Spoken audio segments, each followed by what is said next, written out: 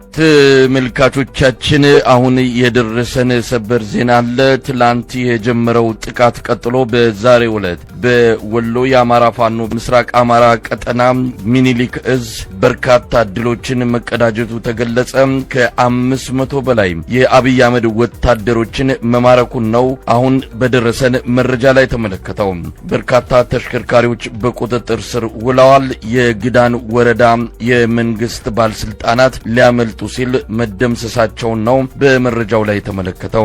በርካታ ከተሞች በቁጥጥር ስር መዋላቸው የተገለጸ ነው። ስትራቴጂክ የሆነችውን ሙጃ ከተማንም ሙሉ በሙሉ በፋኖ ኃይሎች እጅ መግባቷን ነው ለማወቅ የተቻለው። የዛሬዎቹን ድሎች በተመለከተ የዘውትር ተሳታፊያችን አጠር ያለ ሪፖርት አዘጋጅቷል። ወደሱ አልፋለሁ።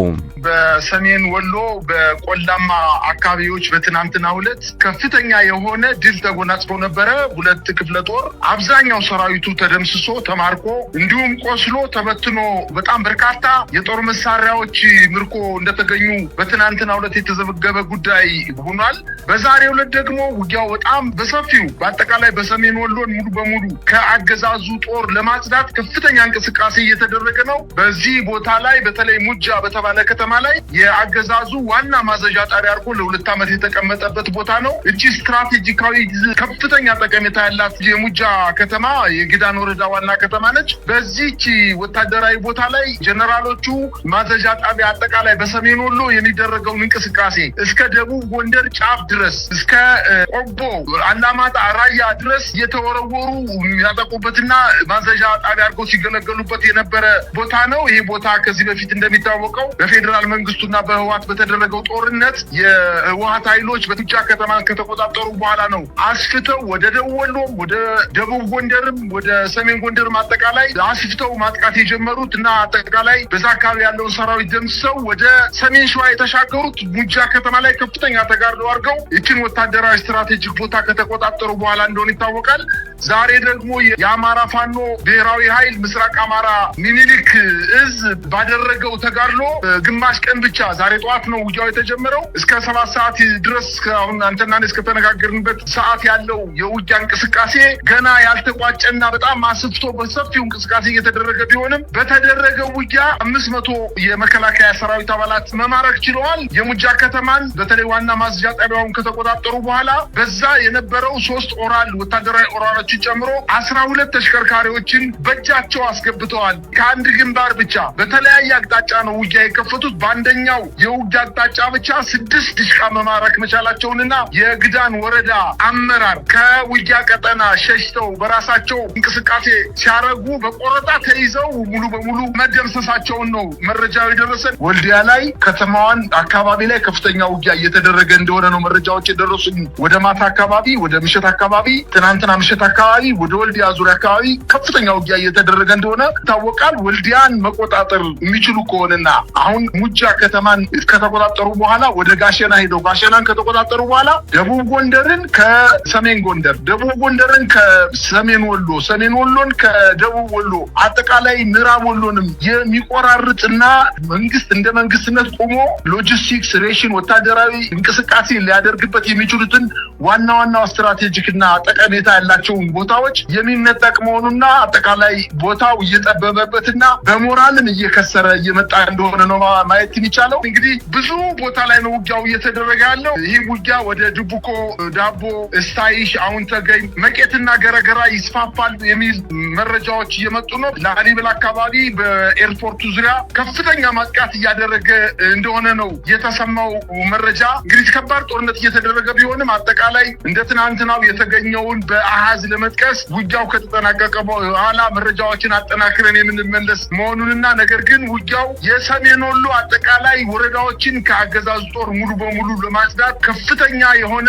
ዝግጅት ሲያረጉ ሰንብተው ጥቃት መሰንዘራቸውን ነው መረጃዎችን እየደረሱን ያሉት። የመከላከያ ሰራዊቱም እንዲሁ ለመከላከል ሙከራ አድርጓል። በአንዳንድ ቦታዎች ላይ ገና ውጊያው ከመካሄዱ 1 ሰዓትና 30 ደቂቃ ባልሞላው ጊዜ ውስጥ ከተሞችን እየለቀቀ ለረጅም ጊዜ የቆየባቸው ምሽጎች እየለቀቀ ምሽጎች በፋኖ ኃይሎች ቁጥጥር ስር እየወደቁ በርካታ ተተኳሾች፣ ትልልቅ ከባድ መሳሪያዎችና የቡድን መሳሪያዎችን መማረክ መቻላቸውን ነው መረጃዎች አሁን ዘግይቶ የደረሰን ዜና የሚያመላክተው። እንግዲህ መረጃዎችን እየጠበቅን ነው ከቀጠናው የፋኖ አመራሮች እንደገለጹት ከሆነ በየቦታው የሚደረጉ ውጊያዎችን ዝርዝር መረጃ ተጠናክረው የሚቀርቡበት ምናልባት ከጥቂት ሰዓታት በኋላ ሊሆን ይችላል። እሱን መጠበቅ ግድ የሚል ቢሆንም ዛሬ ያሉትን አንዳንድ ያውደ ውጊያ ውሎችን ስንመለከት ከትላንትናው የበለጠ ወታደራዊ ድል እንደተገኘ ነው መረዳት የሚቻለው። 500 በላይ የአብይ አህመድ ወታደሮች በቁጥጥር ስር የዋሉበት በርካታ ተሽከርካሪዎች እንደዚሁም ሙጃ የተሰኘችው ቁልፍ ስትራቴጂክ ቦታ እንደሆነች ቀደም ሲል አንተ እንደገለጽከው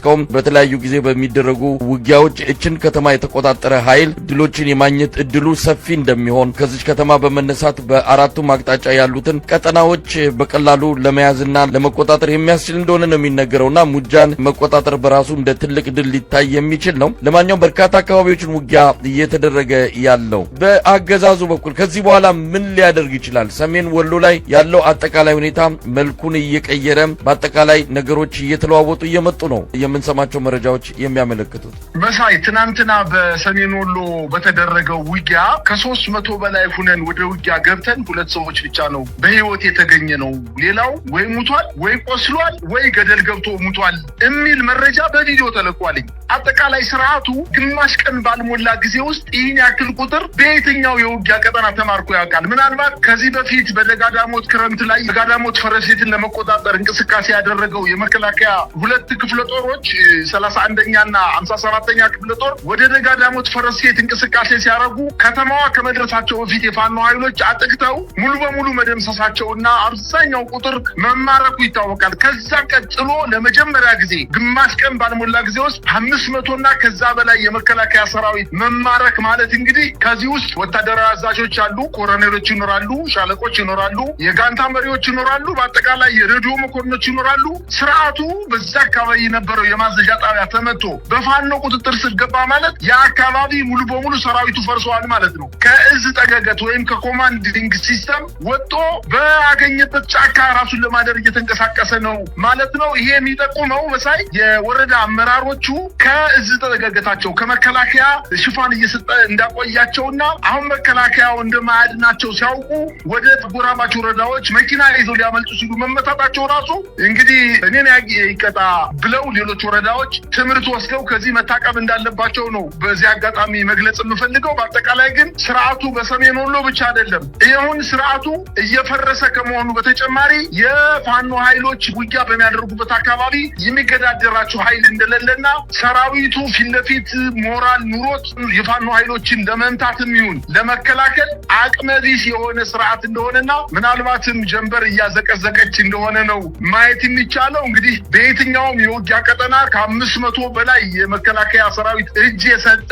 ኃይል ከእንግዲህ በኋላ በየትኛው ሞራሉ ነው ቆሞ እኔ መንግስት ነኝ ይህን አካባቢ ከፋኖ ኃይሎች አጸዳለሁ እበታለሁ እያለ የሚዘፍን ጀነራል ከእንግዲህ በኋላ ይኖራል የሚል እምነት አይኖረኝም። መሳይ እንግዲህ እንዲህ አይነት ወታደራዊ ድል በጣም ወሳኝ እንደሆነ ይታወቃል። ሁልጊዜ እንደሚባለው ቀድሞ መንግስት ከትግራይ ወጣበት የሽሬ እንደስላሴው ህዋት ያደረሰው ጥቃትና ኪሳራ እንደዚሁም በሻቢያ ኃይሎች በአፋበት የተፈጸመው እንደዚህ ወታደራዊ ጥቃት የቀድሞ ሰራዊቱን አካባቢዎቹን ለቆ እንዲወጣና አጠቃላይም የጦርነቱ ቅርጽ እንዲቀየር ያደረገ እንደነበረ ይታወሳል። ያን አይነት ወታደራዊ ድል ፋኖች ማስመዝገብ ቢችሉ አገዛዙ ሙሉ በሙሉ ከክልሉ የመውጣት ግዴታ ይመጣበት ነበር የሚሉ መረጃዎችም አስተያየቶችም ሲሰጡ ነበረ።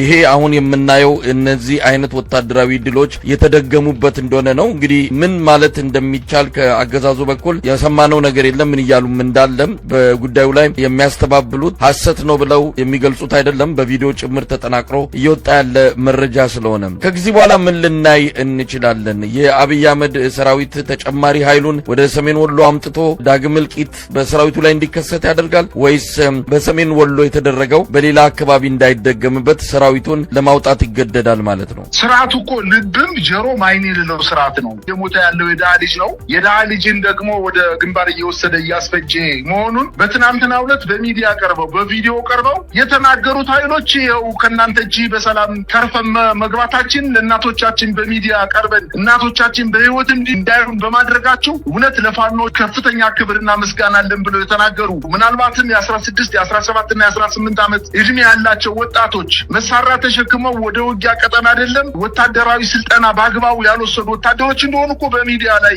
ራሳቸው እየተናገሩ ነው ያሉት። ይሄ ስርዓት አይኑን ጨፍኖ ወደፊት የሚሮጥ ወይንም አይኑ ገልጦ ወደ ኋላ የሚሮጥ በጣም የተገለባበጠበት ስርዓት በመሆኑ ህዝብ ተነስቶ ባንድ ላይ ውረድ ብሎ ልክ እንደ ፈርዖኑ ንጉስ አለቅም ብሎ ተገዶ እንደለቀቀው ዛሬም ተገዶ ካልሆነ በስተቀር አሁንም በርካታ በማሰልጠኛ ላይ አንድ ወር ከ15 ቀን እየሰለጠነ የሚወጣ የደሃ ልጅ ያለ እሱን ወደፊት እያስገባ ለማስፈጀት ወደ ኋላ የማይል ስርዓት በመሆኑ እሱ እየተቆጣጠረው የሚመጣው እየጠበበ ይመጣል። የፋኖ ኃይሎች ደግሞ የማጥቂያ ቦታቸው እየሰፋ ትልልቅ ምሽጎችን እየደረመሱ ትልልቅ ከተሞችን እያያዙ የሚመጡበት ጊዜ በጣም እየቀረበ እየመጣ እንደሆነና በተለይ እሱ ግን አይኑን የጨፈነ ስርዓት ስለሆነ ወደ ኋላ አይልም። ነገር ግን እነሱ ወደፊት አስገድደው እየገፉት እንደሆነ ነው ማየት የቻልኩት። መሳይ እንግዲህ የዛሬውን ድሎች በተመለከተ በአሃዝ አጠቃላይ መረጃውን ለመስጠት የፋኖ አመራሮች እንደጨረሱ እንደሚሰጡን ገልጸዋል። ያንን እየጠበቅን እንገኛለን። አብዛኛው ማለት ይቻላል በአብዛኛው ወይም ደግሞ ሙሉ በሙሉ የዶሮ ማነቂያ ነዋሪ እዛው ተወልዶ እዛው ያደገ እዛው ትዳር የመሰረተ ብዙ ነገር ያየ እድሜ ልኩን እዛ የቆየ ነው አሁን ከዛ እንዲነቀል እየተደረገ ያለው። እንደው ምን ማለት ይቻላል በዚህ ወቅት ላይ ምንም ዝግጅት ሳይደረግ 250 ሺህ ብር በትንሹ አምጡና ሌላ ቦታ ትሄዳላችሁ የሚለው በራሱ የነዋሪውን አቅም ከግንዛቤ ያስገባ አይደለም። ምን ማለት ነው? ማንኛውም ሰው ልማት ሊወድ ይችላል፣ ጥሩ ነገር ሊኖር ይችላል። የልማቱ ተነሺ ሲሆን እንደተነገረው ከላይ የሚወረደ ነገር እንዳለ ነው የምናውቀው። የልማቱ ተነሺ እንኳን ቢሆን እዛው አካባቢ የሚሰፍሩበት ነገር ይፈጠራል ተብሎ አሁን በምንም በማይታወቅ መልኩ ምንም የቅድሚያ ክፍያ ነው 250 ሺህ ብር ዶም ያለው አንድ አይነት ኑሮ ነው የምንኖረው። ግማሹ ጉሊት ውስጥ የሚነግር ነው፣ ግማሹ እዛ ጋር ደግሞ የሆነ ቤት አከራይቶ የሚኖር አለ፣ ግማሹ ደግሞ እዛ ጋር ጥገኝነት ጠይቆ